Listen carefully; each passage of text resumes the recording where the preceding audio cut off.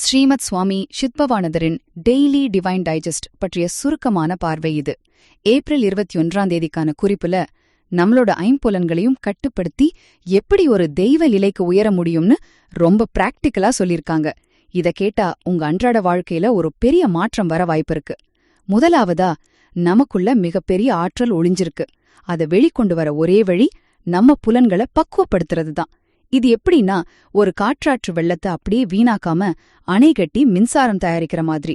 புலன்களை சும்மா அடக்கி வைக்காம சரியான வழியில திருப்புனா எவ்ளோ பெரிய சக்தி கிடைக்கும்னு கொஞ்சம் யோசிச்சு பாருங்க.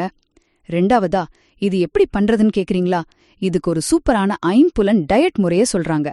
கண்களால நல்ல விஷயங்களை மட்டும் பார்க்கணும், காதுகளால நல்லத கேட்கணும், தூய்மையா பேசணும், முக்கியமா சுத்தமான உணவை அளவா சாப்பிடணும். கேக்க சிம்பிளா இருந்தாலும் இந்த ஸ்மார்ட் போன் காலத்துல நம்ம கண்களையும் காதுகளையும் இப்படி கட்டுப்பாட்டுல வச்சிருக்கிறது ஒரு பெரிய சவால் தானே. மூன்றாவதா, இந்த கட்டுப்பாடுகளோட விலை என்ன தெரியுமா? இப்படி ஐம்புலன்களையும் முழுமையா நம்ம கட்டுப்பாட்டுல கொண்டு வரத்துக்கு பேர் தான் யோகா. இப்படி செஞ்சா நமக்குள்ள இயல்பாகவே உள்ளுணர்வு, அதாவது இன்ட்யூஷன் வளரும்னு வேதாந்தம் சொல்லுது. அப்போ யோகாங்கிறது வெறும் உடற்பயிற்சி மட்டும் கிடையாது, அது நம்ம புலன்களை முழுசா மாஸ்டர் பண்ற ஒரு கலை. கரெக்ட் தானே?